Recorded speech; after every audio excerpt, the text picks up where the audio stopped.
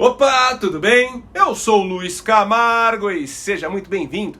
Na tarde desta segunda-feira, Alexandre de Moraes, enfim, retirou o sigilo da decisão que determinou a operação da Polícia Federal contra empresários suspeitos de planejar um golpe por meio de um grupo de WhatsApp. E no domingo, Bolsonaro pegou aquela retroescavadeira do irmão do Ciro Gomes e passou por cima dos estúdios da Bandeirantes. Segundo informações, estão até agora retirando os destroços do local. Bom, mas antes de falarmos sobre esses dois assuntos, é muito importante você já mandar seu like no vídeo e deixar um comentário qualquer, nem que seja só um alô mesmo, pois isso é fundamental para ajudar no engajamento do vídeo. Aproveita também e confere se você continua inscrito no canal. Aciona o sininho das notificações e, se for novo por aqui, me dê essa moral e se inscreva no canal. Se desejar, dê um pause aí no vídeo para fazer todas essas coisas que já ajudam bastante. Feito? Então vamos lá. Na terça-feira da semana passada, Alexandre de Moraes ordenou que a PF cumprisse mandados de busca e apreensão contra 8 empresários que, segundo o ministro, defenderam em um grupo de WhatsApp um suposto golpe de Estado caso o criminoso responsável pelo maior esquema de corrupção da história moderna vença as eleições. Estamos falando de uma operação policial baseada em conversas privadas trocadas em um aplicativo de bate-papo, ordenada por um ministro da Suprema Corte, sem passar pelo Ministério Público, contra pessoas que não têm prerrogativa de foro privilegiado e que, se tivessem cometido algum crime, deveriam ser investigadas e processadas em primeira instância. O que significa que o ministro da cabeça de ovo, enfim, consolidou um novo AI-5 nesse país. Moraes também determinou o bloqueio das contas bancárias dos empresários, bloqueio das contas nas redes sociais, tomada de depoimentos e quebra de sigilo financeiro.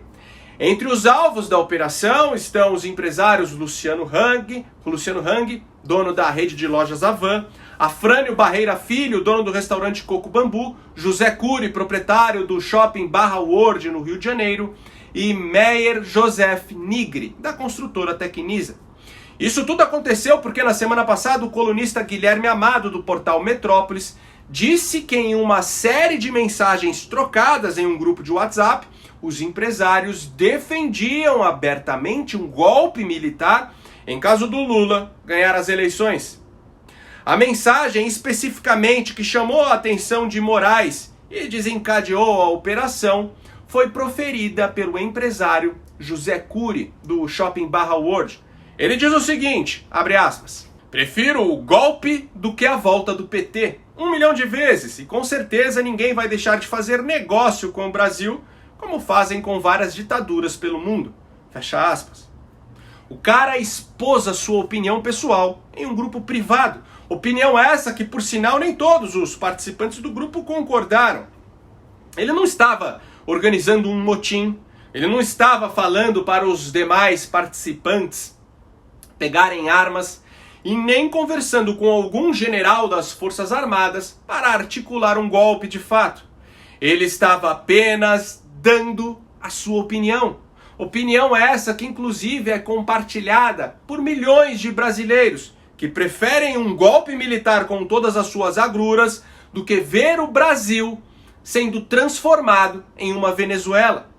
E até ontem essa investigação estava sob sigilo. Nem mesmo os advogados dos empresários tiveram acesso aos autos. Sendo assim, até então, ninguém sabia o que embasou Alexandre de Moraes a tomar essa decisão tão drástica que simplesmente passou por cima do processo acusatório, visto que a operação não teve participação do Ministério Público e sequer passou pela primeira instância, já que os investigados não têm prerrogativa de foro privilegiado para estarem na Suprema Corte.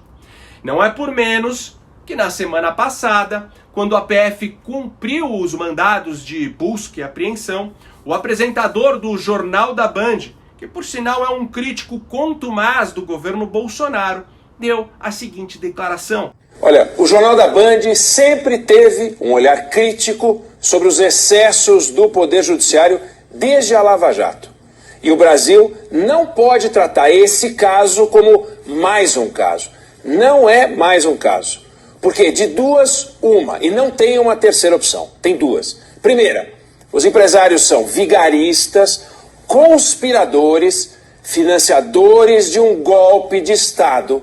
E por esse motivo, e cheio de informações nas mãos, o ministro Alexandre de Moraes mandou a polícia para a casa deles, para o escritório deles, para pegar computador, documento, celular, a coisa toda.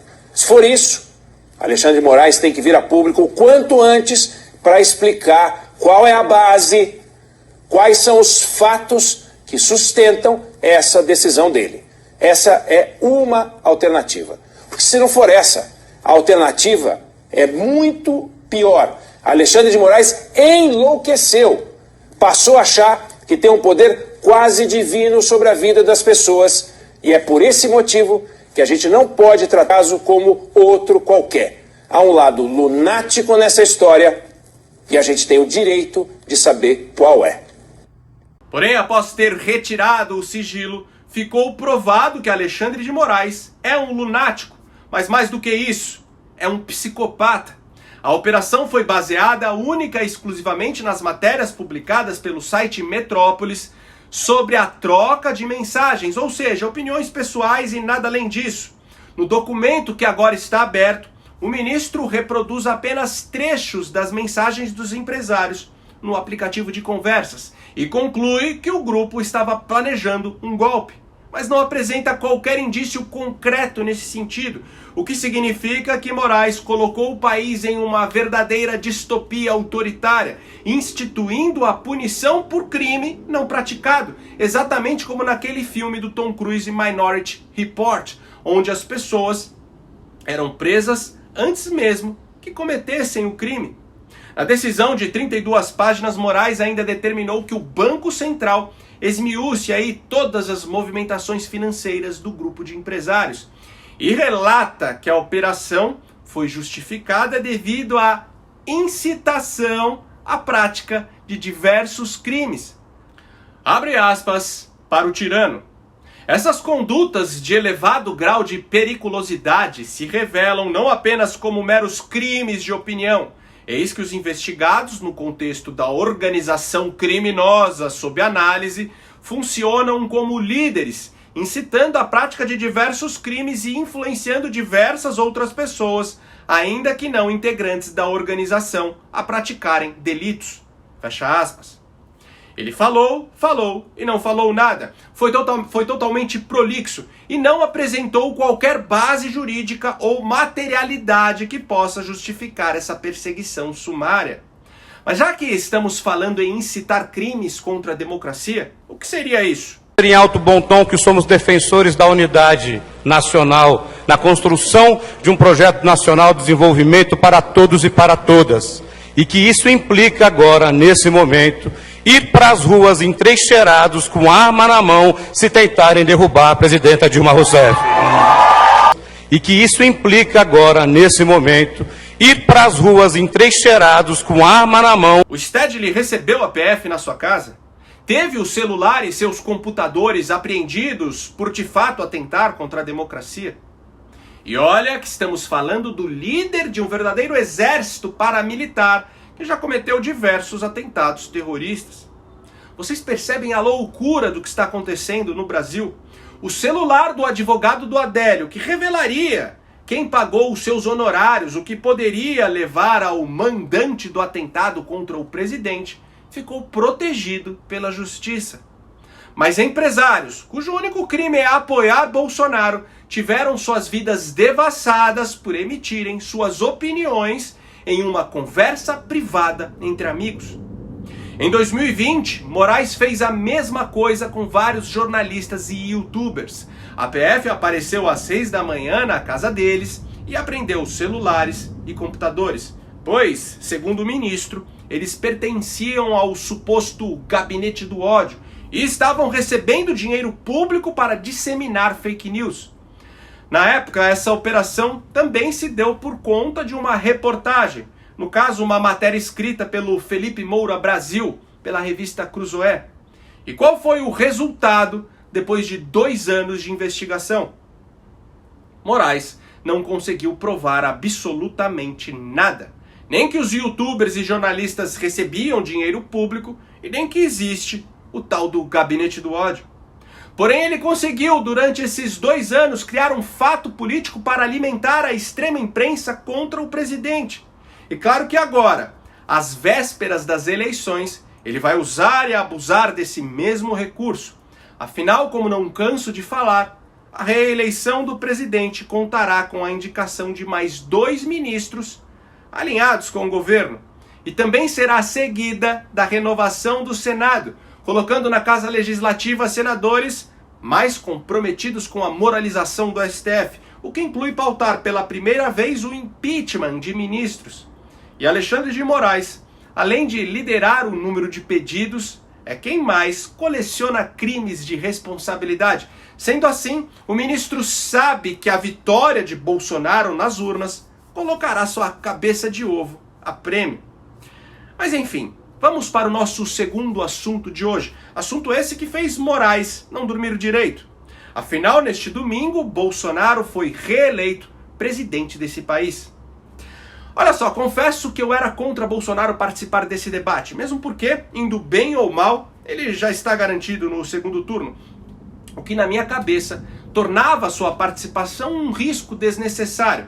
Afinal, como todos previam, os jornalistas e os candidatos se uniriam para atacá-lo sem parar, sem ter como ele responder todos os ataques, visto que são vários participantes que também precisam falar. E como a gente sabe que Bolsonaro às vezes acaba usando o fígado para lidar com algumas situações, isso deixaria a imprensa com conteúdo de sobra para a semana toda cair de pau em cima do presidente, que agiu de forma destemperada.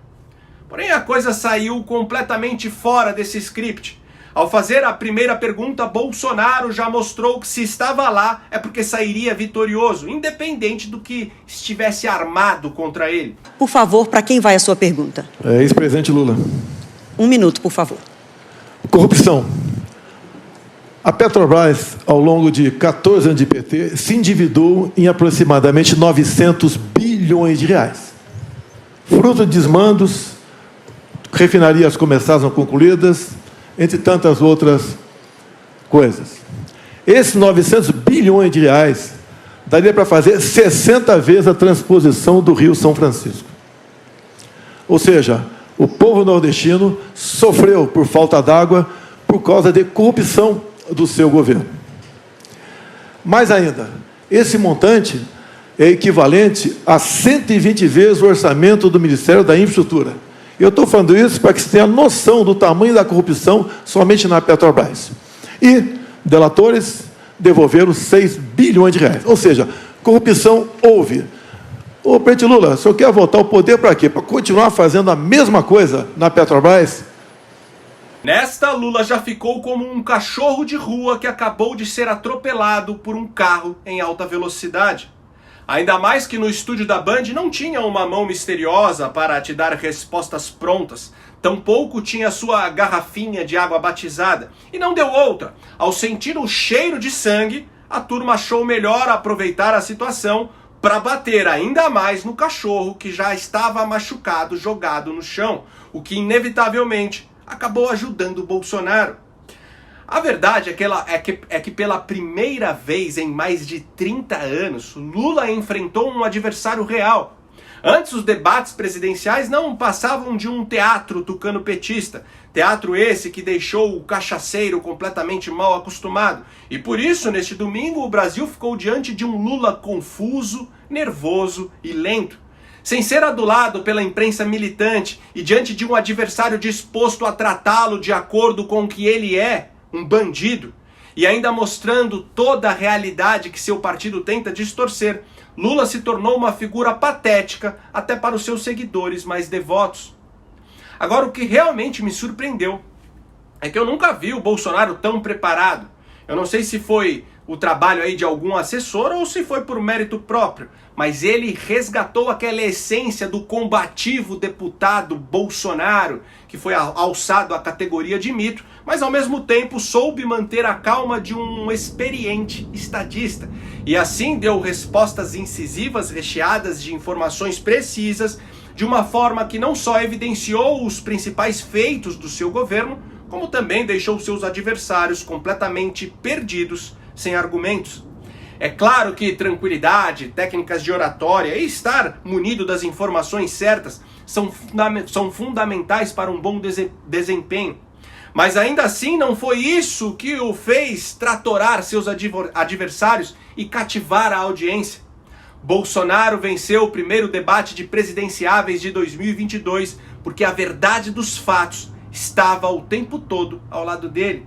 E foi isso que lhe deu condições de fazer o melhor direito de resposta da história dos debates. Bem, do Lula, ainda bem que a natureza criou esse monstro do coronavírus. Ainda bem que a natureza criou esse monstro chamado coronavírus. Que moral tu tem para falar de mim, o ex-presidiário? Tá? Nenhuma moral. Sigilo de 100 anos, uma lei lá do tempo da Dilma. Para as questões pessoais, meu cartão de vacina ou quem me visita na Alvorada. Nada mais além disso. Orçamento secreto, eu vetei. O parlamento derrubou o veto. É lei. O seu partido, Lula, votou para derrubar o veto no tocante ao orçamento secreto. Não tenho nada a ver com isso. E dizer a vocês também, a vacina corromper, tentou corromper, tá de brincadeira, nobre senadora. Tentou corromper, cadê a corrupção? Cadê o contrato assinado? Cadê a nota? Não tem nada. Só fake news e mentira. E também a melhor consideração final que um presidenciável poderia dar na atual situação da América Latina. Eu tenho agora 2 minutos para as suas considerações finais. Deus, pátria, família e liberdade. Desculpe os demais candidatos, mas está polarizada as eleições. Quem o ex-presidiário apoiou no passado? Apoiou Chaves, apoiou Maduro. Para onde foi a Venezuela? Hoje recebemos mais de 500 pessoas por dia lá em Pacaraima, fugindo da fome, da miséria, da violência, pesando em média 15 quilos a menos. E o Lula apoiou essas candidaturas. Olha para onde está indo a economia da nossa Argentina. O presidente da Argentina, antes de ser presidente, visitou o Lula em Curitiba na cadeia. E o Lula apoiou ele na Argentina. Hoje, 40% da população da Argentina está na linha da miséria. Lula apoiou o presidente do Chile também, o mesmo que praticava atos de tocar fogo em metrôs lá no Chile. Para onde está indo o nosso Chile? Lula apoiou também Petro na Colômbia.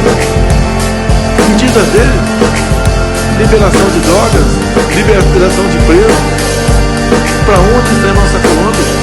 O nosso prezado presidente Lula apoiou na Nicarágua Ortega, que agora persegue cristãos, prende padres, expulsa freiras. Uma perseguição religiosa tem tamanho. E quando ele é questionado sobre isso, ele diz: não devemos meter o nariz em outros países. O que vai acontecer com o nosso Brasil se esse ex-presidiário voltar para a cena do crime juntamente com Geraldo Alckmin, um homem religioso, católico, mas que resolveu cantar a Internacional Socialista? É a união de tudo que não presta no Brasil. Nós não merecemos isso para a nossa pátria. Bom, mas como não tinha o que criticar na atuação do Bolsonaro, a oposição e o estamento midiático inteiro resolveram prestar solidariedade a Vera Magalhães como se ela tivesse sido vítima de um ataque covarde e misógino do presidente. Só que se você assistiu o debate com a mínima isenção, viu que Bolsonaro apenas reagiu ao jornalismo de botequim dela e não à sua condição de mulher. Ela fez uma pergunta para o Ciro, mas que na verdade era um ataque contra Bolsonaro. Um ataque recheado de mentiras. É claro que o presidente tinha que rebater essa canalice de forma contundente. E na minha opinião, ele foi até cortês demais com ela. Você dorme pensando em mim. Você tem alguma paixão por mim. Você não pode tomar partido num debate como esse, fazer acusações mentirosas a meu respeito. Você é uma vergonha para o jornalismo brasileiro. Mas tudo bem, não pedi a tua opinião. Não pedi a tua opinião. Olha só, já está apelando. Por favor, candidatos, por favor. Já está apelando. Por favor. Já está apelando, já está apelando. A senhora falou uma frase lá na CPI, é o seguinte, frase tua, não é porque houve malversação de dinheiro público que devemos investigar. A senhora foi conivente com a corrupção na CPI. Não achou nada contra mim, escondeu o Carlos Gabas, que desviou 50 milhões de reais e não foi investigado pela CPI. A senhora é uma vergonha no Senado Federal, e não estou atacando mulheres, não. Não venha com a historinha de atacar a mulher, de se vitimizar.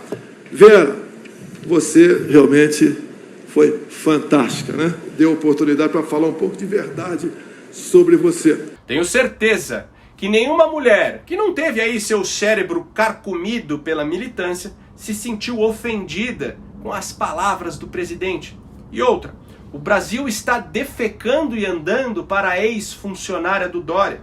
Por sinal, a Vera, que hoje se vitimiza com as palavras duras do presidente, em 2018, em um programa ao vivo, fez chacota de uma mulher que foi estuprada na sua infância. Hit nas redes sociais está quebrando a internet, que é o vídeo da Damares, ministra Damares Alves, dizendo que viu Jesus no pé de goiaba, né? Então muita gente que eu conheço até se assustou, foi procurar e tal, na goiabeira. E aí eu lembrei de um clássico aí do samba, a harmonia do samba, a música chama Bicho da Goiaba. E todos que agora prestam solidariedade a Vera Magalhães, em 2018, não dirigiram sequer uma palavra de apoio a então ministra Damares Alves.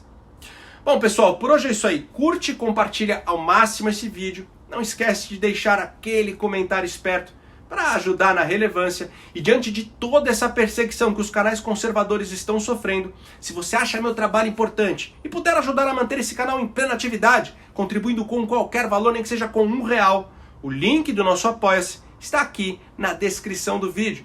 Me segue também em todas as redes sociais, Twitter, Instagram, Facebook e no Telegram, @LuizCamargoVlog. Então, até o próximo vídeo. Valeu!